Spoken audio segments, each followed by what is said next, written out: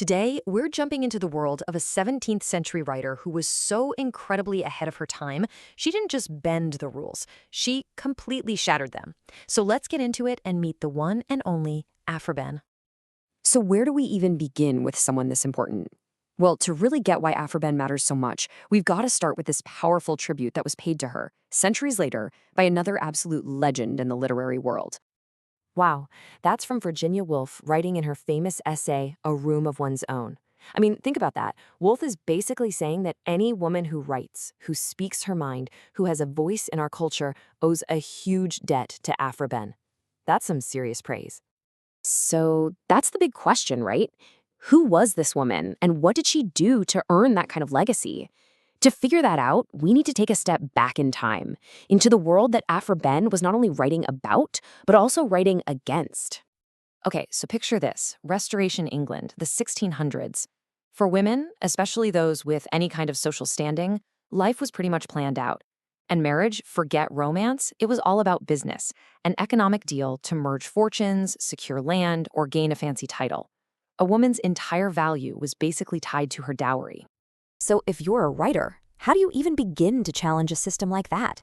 Well, if you're Aphra Behn, you do it with a smash hit play called The Rover, and you create a character who just blows the whole system wide open from the inside. And here she is, Angellica Bianca. Now, on the surface, she's a famous courtesan. She's paid for her companionship. But here's the genius part. Behn doesn't write her as some tragic victim. Nope. She makes Angellica the smartest, most clear-eyed critic of the very society that looks down on her. And the big idea she's going after, the thing she puts right in the spotlight, is this concept, the commodification of women. You know, this whole practice of treating women like property, like assets to be bought and sold for a profit. And this is where Angellica just drops a bombshell on the audience. She basically holds up a mirror to society and says, okay, let's look at this. Over here, we have respectable marriage, where a woman is traded for a dowry and a title. And over here, we have my job, where I'm paid for my company. What, she asks, is really the difference? It's a brilliant and totally scandalous point. Both are deals. Society just calls one moral and the other immoral. But here's where it gets really tragic and kind of twisted. Society judges Angellica for selling her company, right? But her actual downfall in the play, the thing that ruins her, is when she falls in love and gives her affection away for free.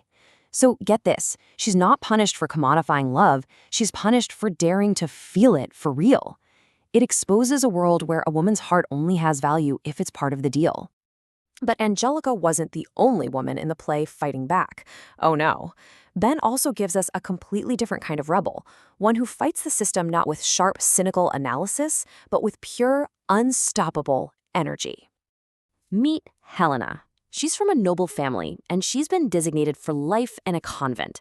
Her future has been decided for her. But Helena has other ideas. She is absolutely not going to be a passive pawn in her family's game. And does she push back? Oh, you better believe it. She completely rejects the future they've planned and runs off to find her own adventure, her own love, her own pleasure.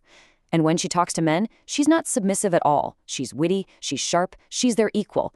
What she's really fighting for deep down is her own autonomy, the radical idea that she should get to choose her own life.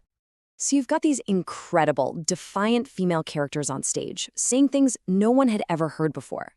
But the truly mind-blowing part of all this, it's who was actually holding the pen. Let that sink in for a second. She wasn't just a woman who wrote on the side. She wasn't an anonymous poet. Aphra Behn was a professional. She paid her bills with her words, becoming the very first woman in England to make a living as a writer. And you have to understand just how radical that was.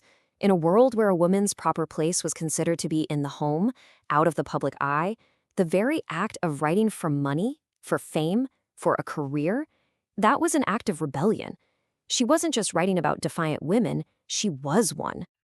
Okay, so let's bring it all home. Let's circle all the way back to that quote from Virginia Woolf and see exactly why Aphra Behn earned those flowers.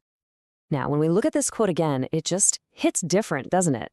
We get what Woolf was saying. Through characters like the brilliant Angellica and the fiery Helena, and through her own audacious career, Aphra Behn proved that a woman's thoughts, wit, and desires deserve to be on center stage. And that's the bottom line. She was a true trailblazer. She didn't just ask for a seat at the table. She kicked the door down and built a whole new room where women's voices could finally be heard. Every woman who wrote professionally after her was walking down a path that Aphra Behn had carved out first. She really did earn them the right to speak their minds by being the first to so boldly speak hers. And that leaves us with one last thought. Aphra Behn fought tooth and nail to claim her voice back in the 17th century. It really makes you wonder, in our world today, with so many ways to be heard, what does it truly mean for us to claim our own voices? Something to think about. Thanks for tuning in.